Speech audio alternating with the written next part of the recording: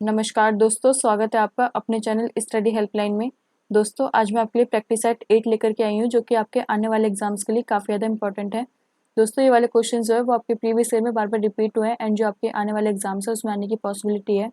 तो ये एक तरीके का आपका टेस्ट क्विज है, तो आप इसे ज़रूर लगाइएगा और आप मुझे ज़रूर बताइएगा कि आपका आउट ऑफ 10 में से कितना स्कोर रहा है। इसमें आपके 10 क्वेश्चन है। तो स्टार्ट करते हैं। अगर दोस्तों आप हमारे चैनल पे पहली बार विजिट कर रहे हो तो प्लीज़ इसे लाइक करें, शेयर करें, सब्सक्राइब करें हमारे चैनल को।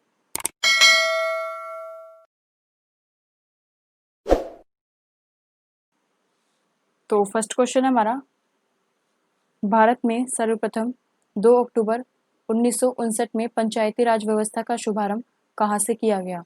ऑप्शन नंबर ए है हमारा Rajahmundry Andhra Pradesh, option number B है Sitamarhi Bihar, option number C है Faizabad Uttar Pradesh, option number D Nagaur Rajasthan.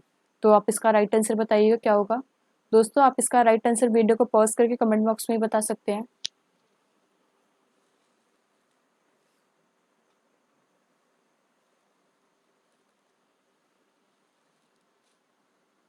दोस्तों, इसका राइट आंसर है हमारा ऑप्शन नंबर डी, नागौर जिले से स्टार्ट हुई थी राजस्थान में, और ये 2 अक्टूबर को स्टार्ट की गई थी। गांधी जयंती का जब बर्थडे आता है तब स्टार्ट की गई थी ये।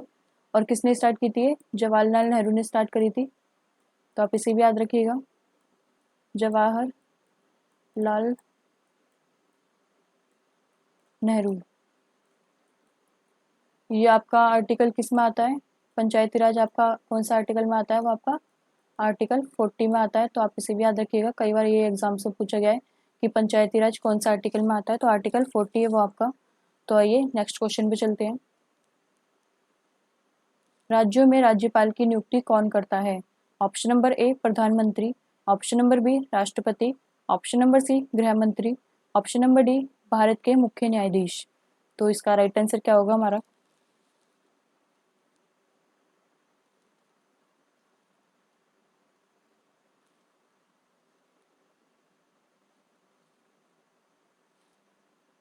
दोस्तों, इसका राइट आंसर हमारा ऑप्शन नंबर बी राष्ट्रपति। और ये जो राज्यपाल है, ये कितनी वर्ष की आयु में राज्यपाल बन सकता है? कम से कम 35 वर्ष होनी चाहिए उसकी आयु जब वो राज्यपाल बन सकता है। और इसका टाइम पीरियड क्या होता है, कार्यकाल? वो आपका 5 वर्ष होता है। 5 वर्ष के लिए ये नियुक्त किया जाता है। तो आप इसे याद रखिएगा। और इसकी जो नियुक्ति होती है वो कौन सा आर्टिकल में होती है? आर्टिकल 155 में राज्यपाल की नियुक्ति है। और आर्टिकल 153 में लिखा गया है कि आर्टिकल 153 में एक राज्यपाल होगा, राज्य में एक राज्यपाल होगा। इसमें आर्टिकल 153 में यह लिखा गया है।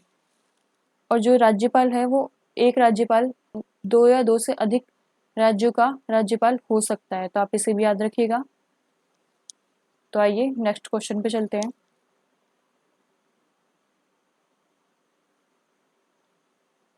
थर्ड क्वेश्चन हमारा, भारतीय संविधान की तीसरी अनुसूची का संबंध है। ऑप्शन नंबर ए राज्यसभा में प्रतिनिधि से, ऑप्शन नंबर बी शपथ एवं प्रतिज्ञान से, ऑप्शन नंबर सी भाषा से, ऑप्शन नंबर डी उपरोक्त में से कोई नहीं। तो इसका राइट आंसर क्या है हमारा?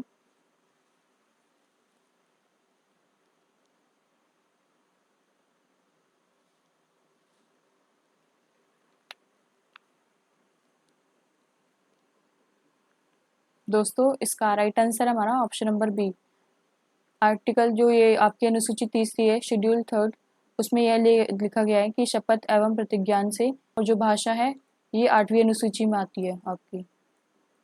तो आप इसे याद रखिएगा, भाषाएं किस में आती हैं? आपकी 8वीं अनुसूची में। तो नेक्स्ट क्वेश्चन पे चलते हैं।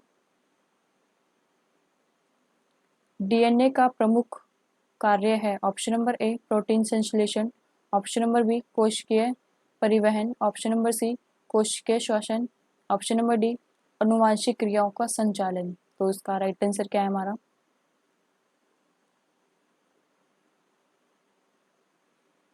दोस्तों, इसका राइट आंसर हमारा ऑप्शन नंबर डी अनुवांशिक क्रियाओं का संचालन। तो इसे याद रखिएगा। तो नेक्स्ट क्वेश्चन पे चलते हैं। फिफ्थ क्वेश्चन हमारा, निकट दृष्टि दोष पीड़ित व्यक्ति के चश्मे में प्रयोग किया जाता है? ऑप्शन नंबर ए उत्तल लेंस, ऑप्शन नंबर बी अवतल लेंस, ऑप्शन नंबर सी उत्तल दर्पण, ऑप्शन नंबर डी बेलनाकार लेंस। तो इसका राइट आंसर क्या है हमारा?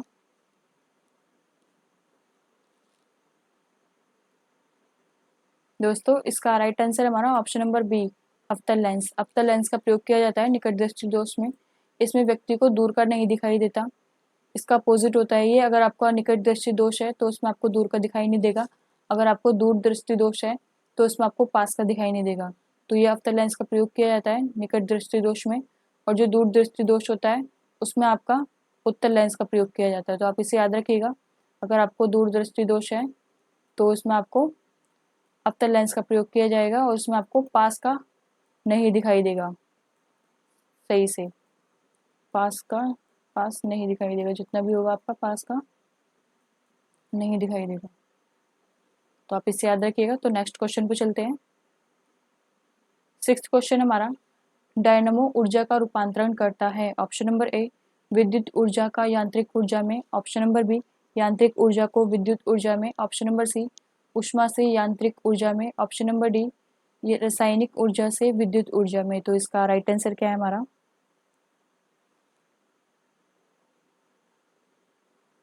दोस्तों इसका राइट आंसर हमारा ऑप्शन नंबर बी यांत्रिक ऊर्जा को विद्युत ऊर्जा में कन्वर्ट करता है डायनमो। तो इसे याद रखिएगा। तो नेक्स्ट क्वेश्चन पे चलते हैं।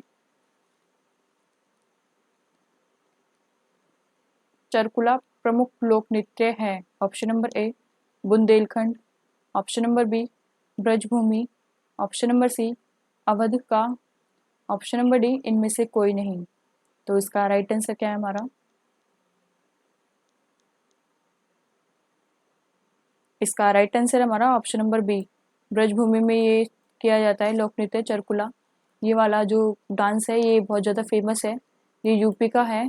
चरकुला प्रमुख लोक नृत्य है ये। ब्रजभूमि जो है वो यूपी में पड़ती है आपकी, तो याद रखिएगा इसे। नेक्स्ट क्वेश्चन पे चलते हैं। विश्व एड्स दिवस कब मनाया जाता है? ऑप्शन नंबर ए 5 दिसंबर, ऑप्शन नंबर बी 1 दिसंबर, ऑप्शन नंबर सी 8 दिसंबर, ऑप्शन नंबर डी इनमें से कोई नहीं। तो इसका राइट आंसर क्या है हमारा?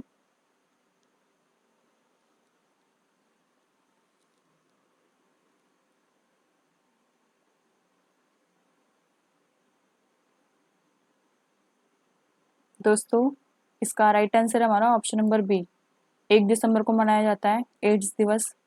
तो आप इसे याद रखिएगा। और ये जो 5 दिसंबर है, इसकी जगह आप 4 दिसंबर करेंगे तो उस दिन इंडियन नेवी डे मनाया जाता है 4 दिसंबर को। तो इसे याद रखिएगा, कई बार ये एग्जाम्स में पूछा गया है। 4 दिसंबर को इंडियन नेवी डे मनाया जाता है। इंडियन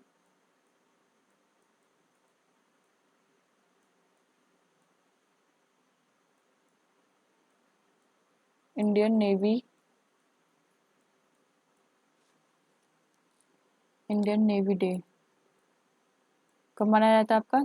4 दिसंबर को। तो आप इसे याद रखिएगा 4 दिसंबर को।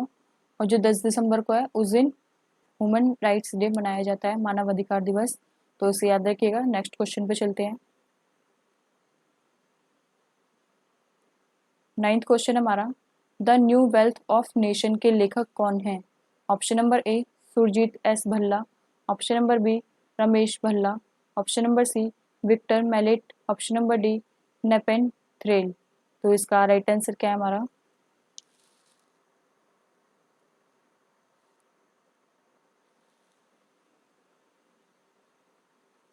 दोस्तों इसका राइट आंसर हमारा option number A Surjit S Bhalla. The new wealth of nation पुस्तक है एक, ये इनके लेखक हैं।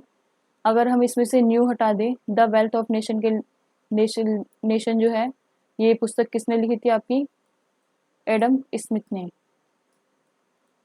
अगर इसमें से न्यू हटा दिया जाए तो एडम स्मिथ ने लिखी थी वाली पुस्तक, ये अर्थशास्त्र की है वैसे। एडम स्मिथ ने लिखी थी द वेल्थ ऑफ नेशन की पुस्तक, और ये the new wealth of nation को किसने लिखी थी आपकी? सुरजीत एस भल्ला ने। तो आप इसे याद रखिएगा। तो नेक्स्ट क्वेश्चन पे चलते हैं। 10th क्वेश्चन हमारा, थर्मामीटर की खोज किसने की थी? Option number A Galileo, option number B Romer, option number C Newton, option number D William George. तो राइट आंसर क्या है इसका?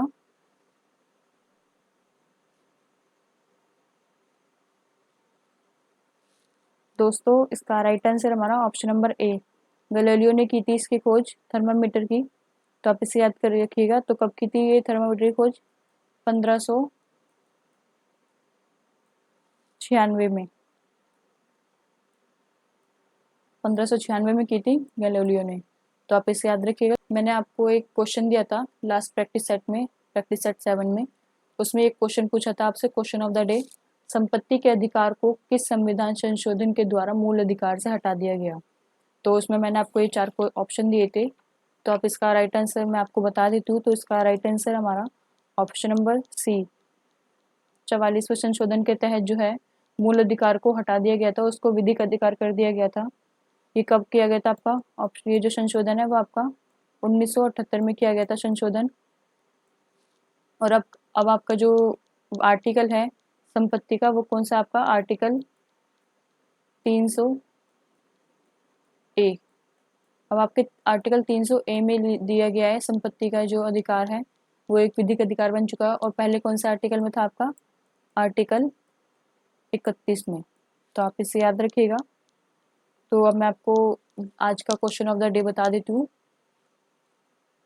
आज का क्वेश्चन है आपका, भारतीय सर्वेक्षण विभाग कहाँ स्थित है? Option number A Dehradun, option number B New Delhi, option number C Roorkee, option number D Lucknow.